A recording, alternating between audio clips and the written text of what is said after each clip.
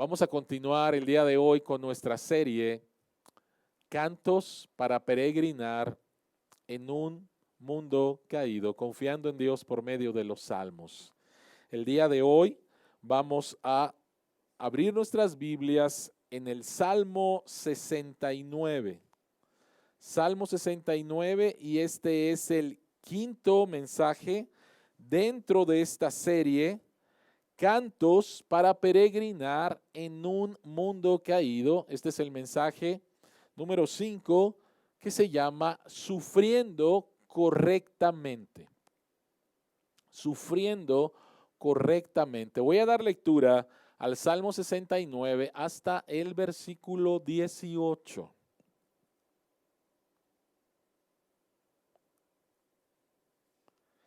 Esta es la palabra de Dios. Sálvame, Dios mío, que las aguas ya me llegan al cuello. Me estoy hundiendo en una ciénaga profunda y no tengo dónde apoyar el pie. Estoy en medio de profundas aguas y me arrastra la corriente. Cansado estoy de pedir ayuda. Tengo reseca la garganta. Mis ojos languidecen esperando la ayuda de mi Dios. Más que los cabellos de mi cabeza son los que me odian sin motivo. Muchos son los enemigos gratuitos que se han propuesto destruirme. ¿Cómo voy a devolver lo que no he robado? Oh Dios, tú sabes lo insensato que he sido. No te puedo esconder mis transgresiones. Señor soberano, todopoderoso, que no sean avergonzados por mi culpa los que en ti esperan. Oh Dios de Israel, que no sean humillados por mi culpa los que te buscan. Por ti yo he sufrido insultos, mi rostro se ha cubierto de ignominia. Soy como un extraño para mis hermanos. Soy un extranjero para los hijos de mi madre. El celo por tu casa me consume. Sobre mí han recaído los insultos de tus detractores. Cuando lloro y ayuno, tengo que soportar sus ofensas. Cuando me visto de luto, soy objeto de burlas. Los que se sientan a la puerta murmuran contra mí. Los borrachos me dedican parodias. Pero yo, Señor, te imploro en el tiempo de tu buena voluntad. Por tu gran amor, oh Dios, respóndeme. Por tu fidelidad, sálvame. Sácame del fango. No permitas que me hunda. Líbrame de los que me odian y de las aguas profundas. No dejes que me arrastre la corriente.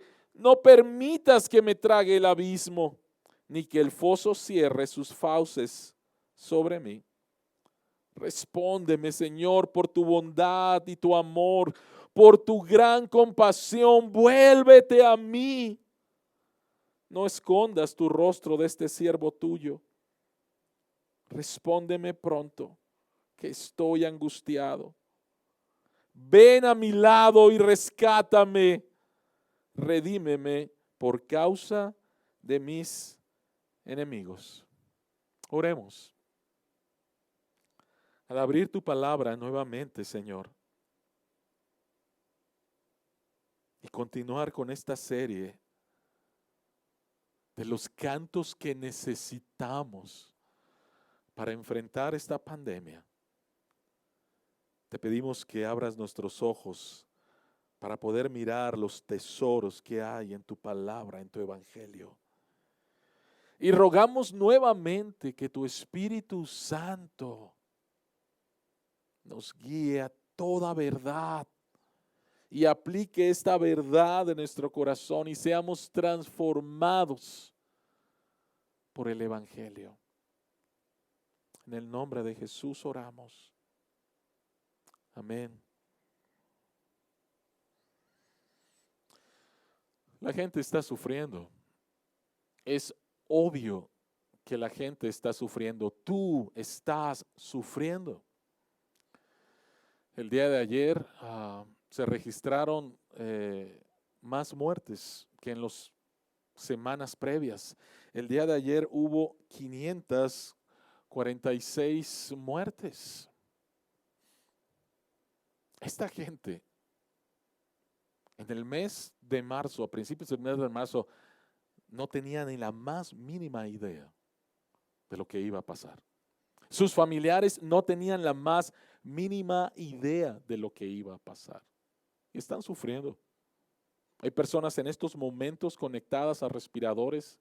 Hay personas en estos momentos yendo a instituciones de salud porque están sufriendo. Y como ustedes saben, hay también sufrimiento económico. Ha pasado un mes y el día de ayer había manifestaciones diciendo: tengo un mes sin poder vender absolutamente nada. Y mi familia y yo estamos sufriendo. Fue el clamor de muchas personas el día de ayer. Es claro que hay sufrimiento. Y cuando experimentamos sufrimiento, lo más normal que queremos es salir pronto del sufrimiento. No hay absolutamente nada de malo en eso. Pero posiblemente algo que no has pensado, algo que no hemos pensado, es cómo vamos a sufrir correctamente. Porque ya nos avisaron que esto se extiende hasta finales de mayo. Así que ya experimentamos un mes de confinamiento, un mes difícil, un mes de sufrimiento, pero nos acaban de avisar que esto se extiende un mes más. Y posiblemente en tu mente es: no, por favor, ya quiero salir de aquí.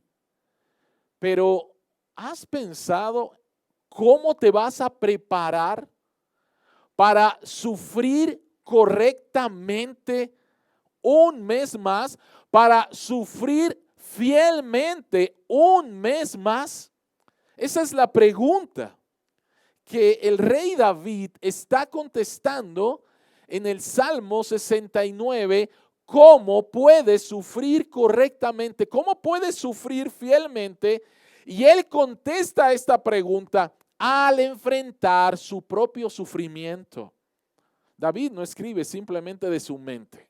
No escribe un tratado sobre el sufrimiento. David está sufriendo. Y entonces va a contestar esta pregunta: ¿cómo puedo sufrir correctamente? ¿Cómo puedo sufrir fielmente? Y él nos va a decir tres cosas. Espero que tengas ahí tu bosquejo y estés listo para tomar algunas notas del sermón, de lo que Dios te hable. ¿Cómo puedo sufrir correctamente? Número uno, tienes que arrepentirte de tu pecado, de cómo tú has estado reaccionando. Ahorita vamos a hablar acerca de eso.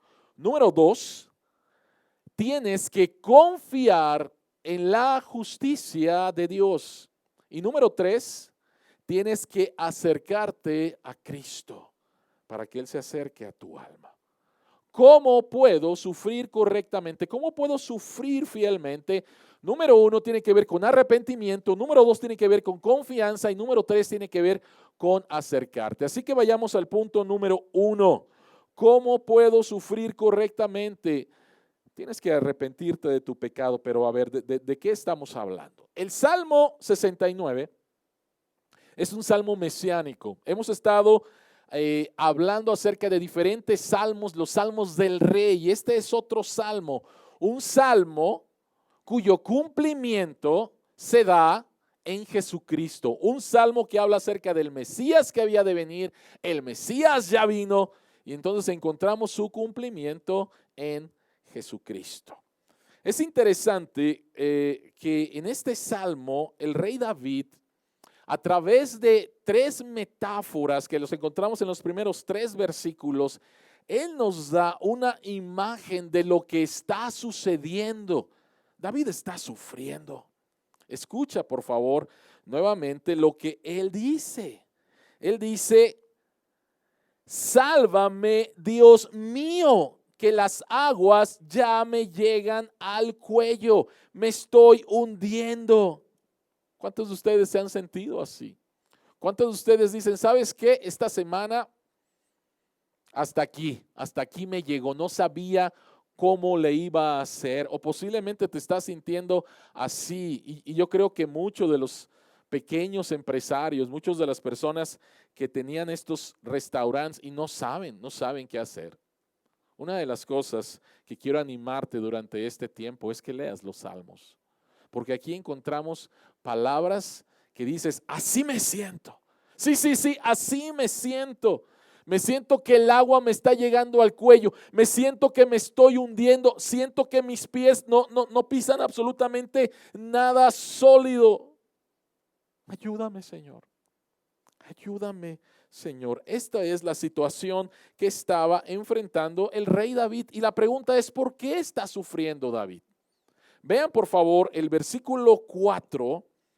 El versículo 4, el rey David dice, más que los cabellos de mi cabeza son los que me odian sin motivo. Muchos son los enemigos gratuitos que se han propuesto destruirme. ¿Cómo voy a devolver lo que no he robado? Había una situación y la gente está calumniando a David. Y David dice, no, espérame, esto, ¿por qué está pasando esto? Los enemigos de David se han multiplicado. Ahora la pregunta es, ¿por qué? David está sufriendo. Hay gente que lo está calumniando, hay gente que lo está persiguiendo, pero la pregunta es ¿por qué? Y la respuesta la tenemos en los versículos 7 y 9. Escucha por favor lo que dice el versículo 7 y 9. Por ti yo he sufrido insultos, mi rostro se ha cubierto de ignominia. Versículo 9. El celo por tu casa me consume. Sobre mí han recaído los insultos de tus detractores.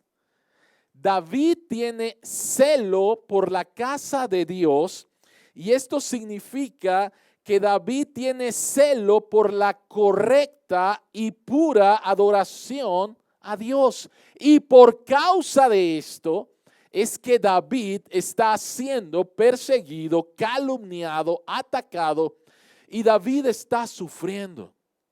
El que David tenga celo por la pura y correcta adoración a Dios significa que en el pueblo de Israel nuevamente encontramos lo mismo que pasó durante mucho tiempo, muchas generaciones, y era una cuestión de idolatría. Algo estaba pasando ahí.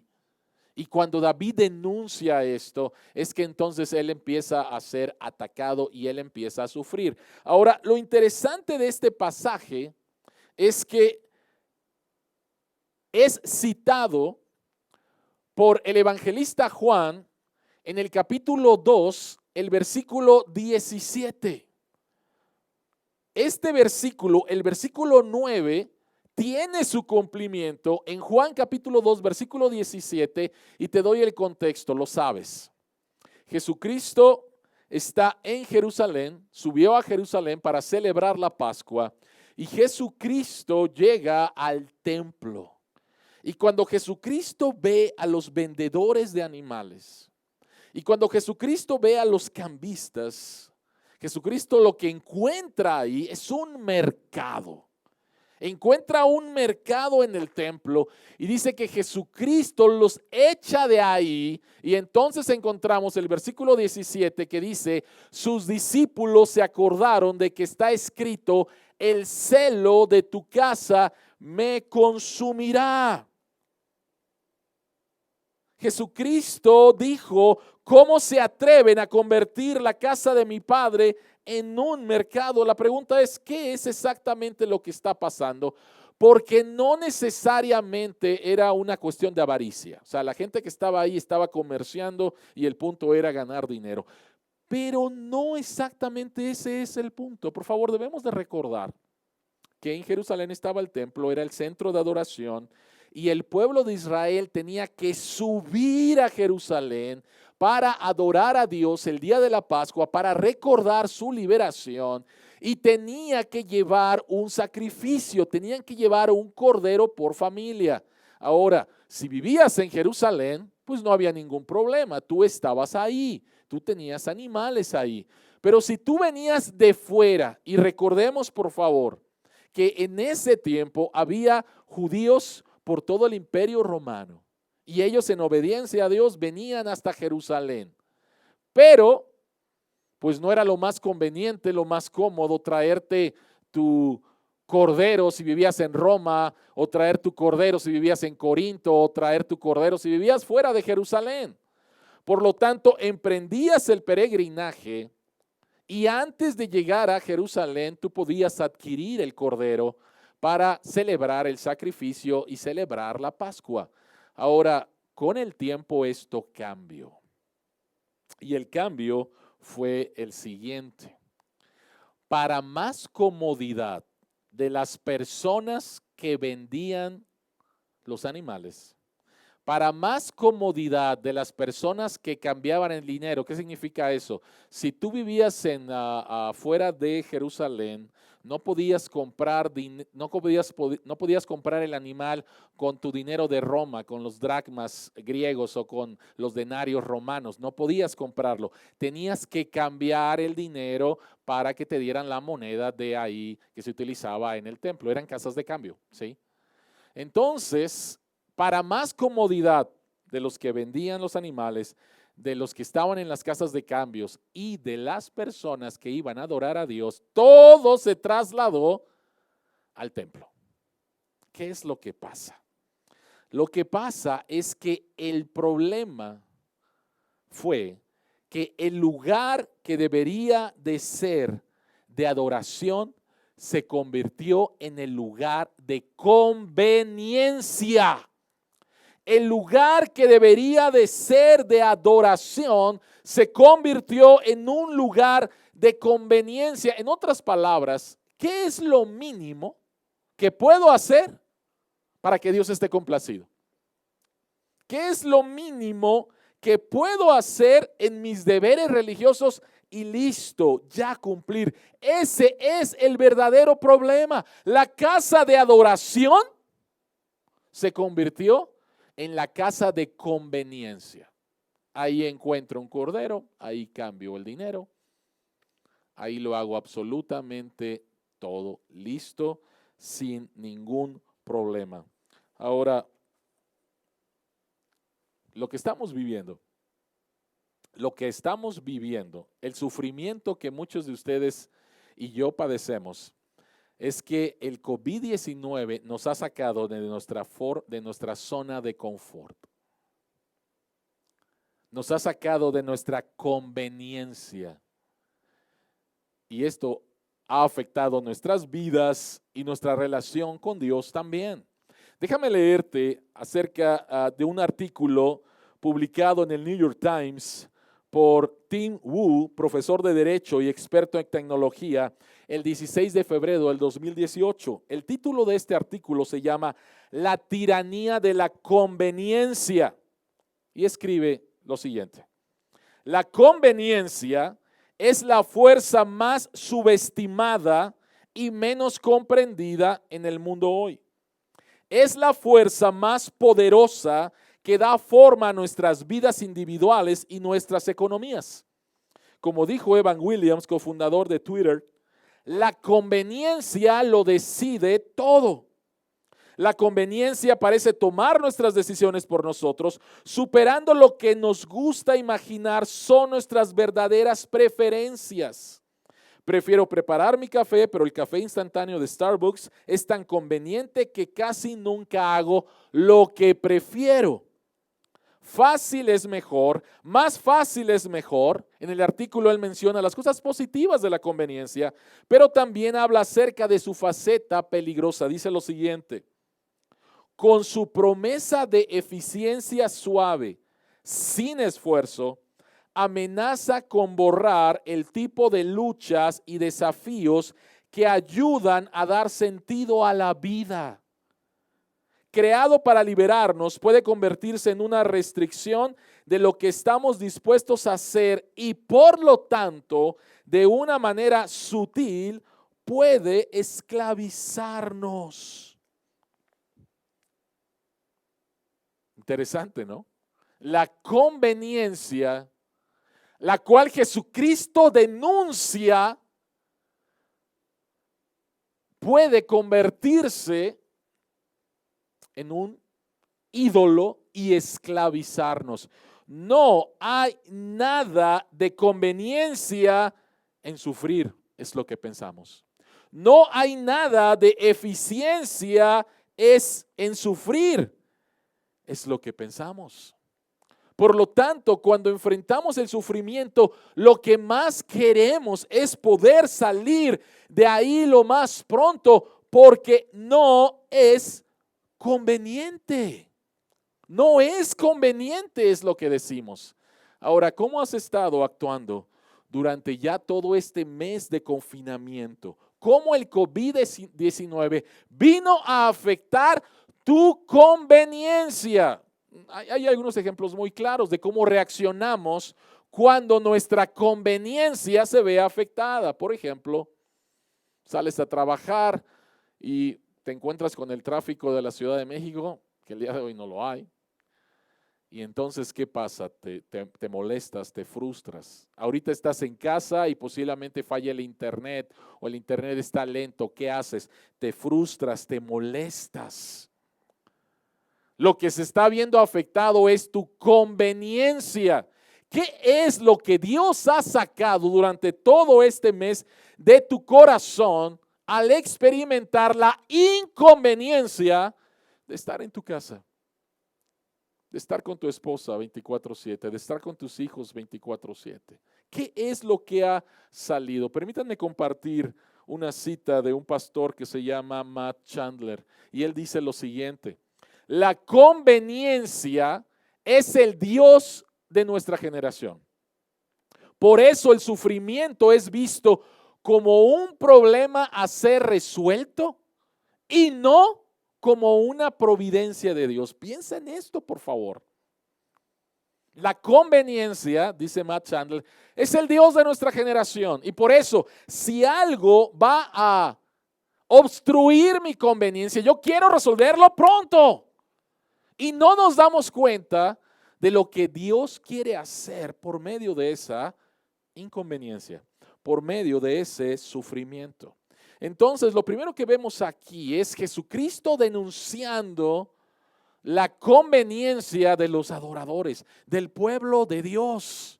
Y por eso es que Jesucristo fue perseguido. Por eso es que David fue perseguido. Ahora, es interesante ver cómo reacciona David ante el sufrimiento que está teniendo, porque no solamente se acerca a Dios y le dice: Señor, por favor ayúdame, sino que es interesante que David se vuelve a Dios en arrepentimiento. Vean por favor el versículo 5.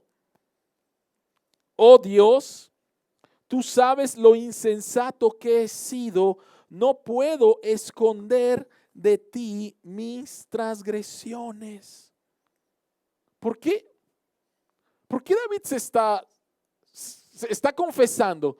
¿Por qué David se está arrepintiendo? Si él está sufriendo y acabamos de decir que otras personas son la causa del sufrimiento de David. La razón por la cual David está en una actitud de arrepentimiento es porque él sabe que en este sufrimiento él también ha pecado en su reacción ante el sufrimiento. Y es lo que tú y yo hemos experimentado también en estas semanas. Estamos sufriendo de diferentes formas, pero nuestra reacción a Dios, a través de cómo reacciono con mi esposa, con mi esposo, a través de cómo trato a mis hijos, a través de la inconveniencia de estar trabajando en casa, a través de que ya estoy aburrido de estar en casa, de repente se han puesto pensamientos en tu cabeza, palabras en tu boca que no fueron correctas. Y este tiempo es un tiempo para examinar lo que hay en nuestro corazón, ver lo que ha sacado esta inconveniencia, este sufrimiento, y acercarnos a Dios. En otras palabras, sufrir correctamente significa enfocarte primero en cómo tu corazón está respondiendo a Dios en lugar de enfocarte en lo que te está haciendo sufrir. Sufrir fielmente significa, en primer lugar, que te enfoques en cómo tu corazón le está respondiendo a Dios en lugar de decir, ya quiero que se acabe esto. ¿Cómo has estado respondiendo? ¿Cómo has estado respondiendo? ¿Qué es lo que Dios ha mostrado en tu corazón? ¿Cuál es tu enfoque principal? ¿La inconveniencia de estar en casa, el sufrimiento? Y nuevamente, por favor, Dios no minimiza el sufrimiento de nadie. O tu enfoque es, Señor, ¿cómo he estado respondiendo a esto? Y cuando te das cuenta de que has estado respondiendo mal, entonces eres llamado a ir al arrepentimiento, sabiendo que tu sumo sacerdote, lo que hablamos el domingo pasado, está orando por ti. Su sacrificio por ti fue perfecto. Y Él está orando por ti. ¿Cómo podemos sufrir correctamente? ¿Cómo podemos sufrir fielmente? Número uno, que tu enfoque sea en cómo estás respondiendo a Dios. Y si estás respondiendo mal, Dios te llama al arrepentimiento. Número dos, ¿cómo podemos sufrir correctamente? Confiando en la justicia de Dios. El Salmo es muy claro con respecto al sufrimiento que estaba experimentando David. Ya leímos el versículo 4 donde dice al final, ¿cómo voy a devolver lo que no he robado? Y dice que más que los cabellos de mi cabeza son los que me odian sin ningún motivo. Hay gente que está tratando de deshacerse de David y David se acerca a Dios en medio de este sufrimiento. Ahora, dijimos que este salmo es mesiánico y tiene su cumplimiento en Jesús. Si vamos a sufrir correctamente, confiando en la justicia de Dios, primeramente veamos el sufrimiento injusto de Jesús. El año pasado tuvimos toda una serie sobre Primera de Pedro. Dijimos que en Primera de Pedro es el libro que más habla acerca de sufrimiento. Y ahí encontramos varios textos que hablan acerca de la injusticia del sufrimiento de Jesús y también de la injusticia del sufrimiento del pueblo de Dios. Primera de Pedro capítulo 4, versículos 3 al 4 dice, pues ya basta con el tiempo que han desperdiciado haciendo lo que agrada a los incrédulos, entregados al desenfreno, a las pasiones, a las borracheras, a las orgías, a las parrandas y a las idolatrías abominables. A ellos les parece extraño que ustedes ya no corran con ellos en ese mismo desbordamiento de inmoralidad y por eso los insultan. Posiblemente tu caso es el siguiente. Tú viniste a Cristo y Dios empezó a transformar tu corazón y dejaste de practicar ciertos pecados. Y las personas con las cuales los practicabas ahora se burlan de ti o te atacan. Y tú dices, Señor, a ver, vine a Cristo y ahora soy atacado. ¿Qué es lo que está pasando? Bueno, lo que está pasando, Pedro lo dice más adelante, que no debemos de sorprendernos. ¿Por qué no debemos de sorprendernos si sufrimos por causa de Cristo? Primera de Pedro, capítulo 2, versículos 19 al 23 dice, porque es digno de elogio que por sentido de responsabilidad delante de Dios se soporten las penalidades aún sufriendo injustamente. Pero ¿cómo pueden ustedes atribuirse mérito alguno si soportan que los maltraten por hacer el mal? En otras palabras, si haces el mal y sufres, ¿de qué te quejas? ¿Sí? Pero, en cambio, si sufren por hacer el bien, eso merece elogio delante de Dios. Para esto fueron llamados, porque Cristo sufrió por ustedes, dándoles ejemplo para que sigan sus pasos. Él no cometió pecado alguno, ni hubo engaño en su boca. Cuando proferían insultos contra él, no replicaba con insultos. Cuando padecía, no amenazaba, sino que se entregaba a aquel que juzga con justicia. Es interesante que el texto dice que fuimos llamados al sufrimiento porque Cristo sufrió por nosotros, dándonos un ejemplo para que sigamos sus pasos. Permítanme hacer aquí una observación. Hay muy pocos versículos bíblicos que dicen que Jesucristo es ejemplo y sigamos.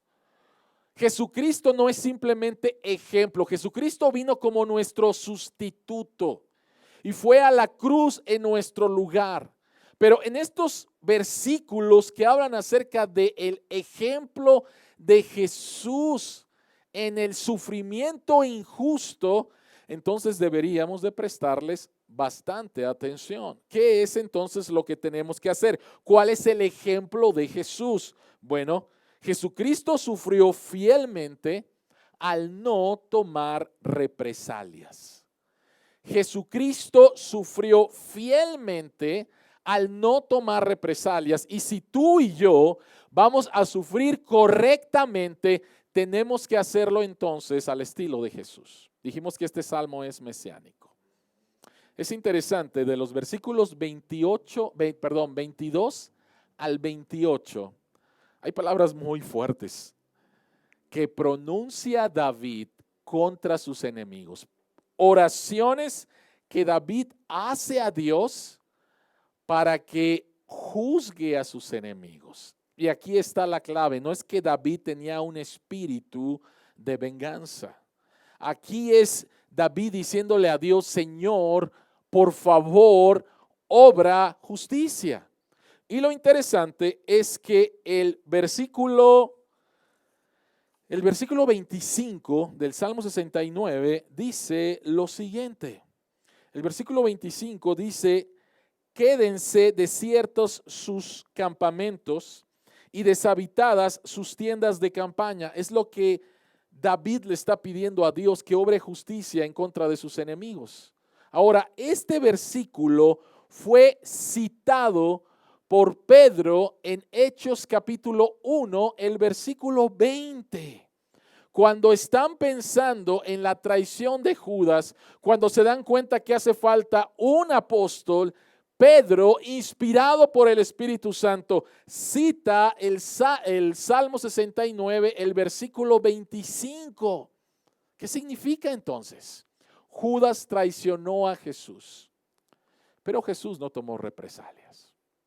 Jesús se entrega a Dios, le entrega su caso a Dios para que Dios haga justicia en la vida del traidor.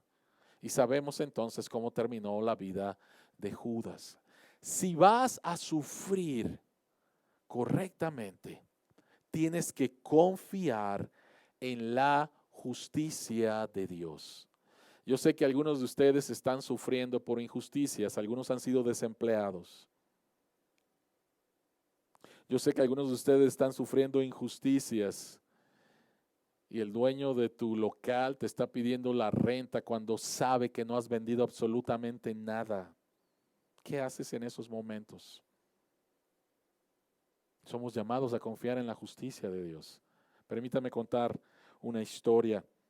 Mobutu Sese Seko fue presidente de la República Democrática del Congo de 1965 hasta 1997. Se convirtió en un dictador. En 1997 hubo toda una revuelta política, social. Él tuvo que abandonar el poder y el Congo se convirtió en un infierno.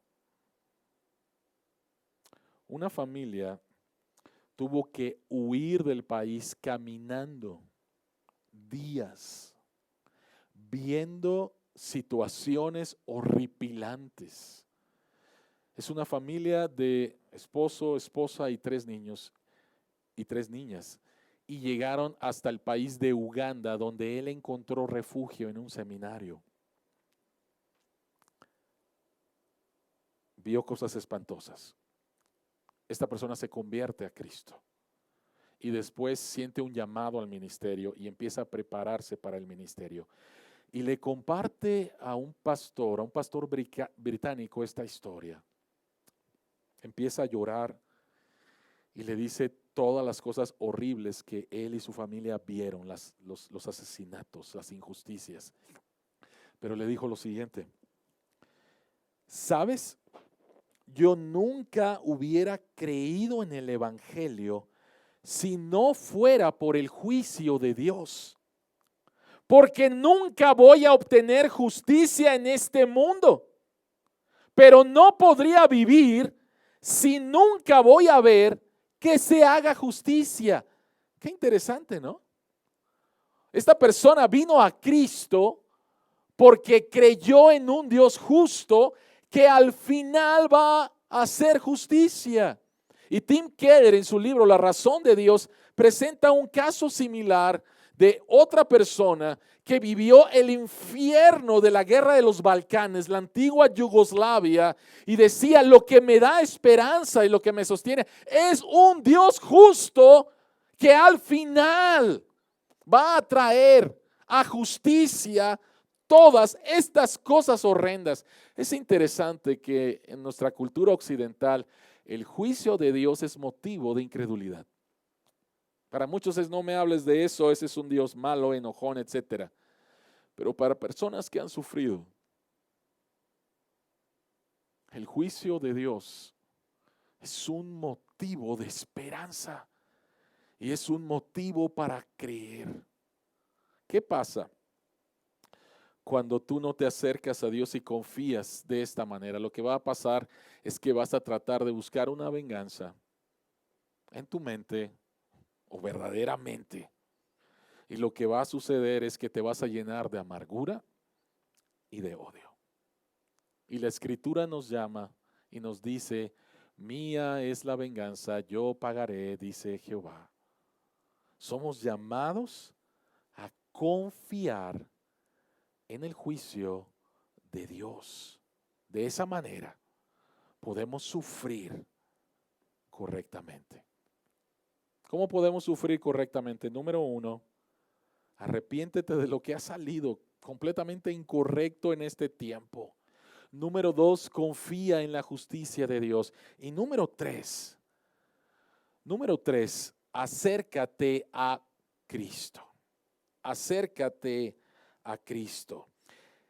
De los versículos 19 al versículo 21, David explica el dolor de su sufrimiento. Y nuevamente, este es un salmo mesiánico, por lo tanto tiene su cumplimiento en Jesucristo. Miren por favor, versículos 19 al 21, dice: tú bien sabes cómo me insultan, me avergüenzan y denigran. Sabes quiénes son mis adversarios, los insultos me han destrozado el corazón. Para mí ya no hay remedio. Busqué compasión y no lo hubo. Busqué consuelo y no lo hallé. En mi comida pusieron hiel, para calmar mi sed me dieron vinagre. ¿Recuerdas este texto? Lo acabamos de predicar la semana pasada, el día viernes. El día viernes, en las 7 palabras de Jesús en la cruz, esta es la 5ª palabra. En otras palabras, Salmo 69, el versículo 21, tiene su cumplimiento en la cruz. Ya hemos hablado de otros 2 versículos que tienen su cumplimiento en el Nuevo Testamento, pero este tiene su cumplimiento en la cruz. Ahora, ¿qué fue lo que pasó en la cruz? Ustedes saben que se le ofreció a Jesús 2 veces beber vinagre. La primera vez lo rechazó, la segunda de ellas lo aceptó. En Marcos capítulo 15, el versículo 23, dice que él rechazó. Y Marcos capítulo 15, versículo 36 dice que él aceptó, y tenemos su cumplimiento en Juan capítulo 19 en la 5ª palabra. La pregunta es: ¿por qué? ¿Por qué rechaza la primera bebida y acepta la segunda bebida? Bueno, la primera bebida dice que era vinagre mezclado con mirra. Y esto entonces era una bebida narcótica. La crucifixión era una muerte horrible. Y había algunas mujeres que llevaban este tipo de bebida para dar un poquito de misericordia a estos hombres y que estuvieran drogados para que no sufrieran tanto. Jesucristo rechaza esa bebida. pero aceptó la segunda. Y la segunda bebida dice que tomó vinagre. Ahora, por favor, cada vez que viene la palabra vinagre no pienses en lo que está en la cocina, ¿sí? Era una bebida muy popular, era agua junto con vino avinagrado, que era popular, que era bastante barata y que lo utilizaban muchos los soldados romanos. Y Jesucristo sí acepta esa bebida. ¿Te estás dando cuenta de lo que pasó? ¿Te estás dando cuenta de lo que Jesucristo hizo? Jesucristo rechaza la droga porque Él quiere estar plenamente consciente en el sufrimiento que va a experimentar al cargar tus pecados y mis pecados. Y después de que ha pasado 6 horas en la cruz y está con sed, Él acepta una bebida que le va a revitalizar un poco para poder seguir experimentando el dolor de cargar con tus pecados y mis pecados en la cruz. ¿Te das cuenta de lo que eso significa? Significa que no hay ningún momento en tu vida en el cual tú puedas decir: Jesucristo no me entiende. No hay ningún momento en tu vida en el cual tú puedas decir: Él no me entiende, porque Jesucristo estuvo consciente. No aceptó eso. Un ladrón, un criminal hubiera aceptado la primera bebida y hubiera rechazado la segunda bebida. Jesucristo hizo lo contrario por ti, para experimentar el sufrimiento de la carga de tus pecados y de mis pecados. No hay ningún momento, querida iglesia, en que tú digas: Jesucristo no entiende lo que yo estoy padeciendo encerrado en casa. O más difícil todavía, las cosas que están pasando con tu economía. Jesucristo entiende, comprende por lo que hizo en la cruz. Pero es interesante, de los versículos 13 al 18, David vuelca su corazón a Dios. Y noten por favor las palabras. En la pantalla va a aparecer el texto con algunas palabras subrayadas que quiero que pongan atención.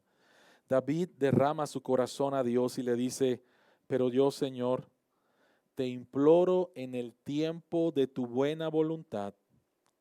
Por tu gran amor, oh Dios, respóndeme. Por tu fidelidad, sálvame. Sácame del fango, no permitas que me hunda. Líbrame de los que me odian y de las aguas profundas. No dejes que me arrastre la corriente. No permitas que me trague el abismo, ni que el foso cierre sus fauces sobre mí. Respóndeme, Señor, por tu bondad y tu amor, por tu gran compasión, vuélvete a mí. No escondas tu rostro de este siervo tuyo. Respóndeme pronto, que estoy angustiado. Ven a mi lado y rescátame. Redímeme por causa de mis enemigos. La respuesta de David al sufrimiento fue acercarse a Dios para que Él se acerque a su alma. Vean por favor cómo dice: ven a mi lado, vuélvete a mí.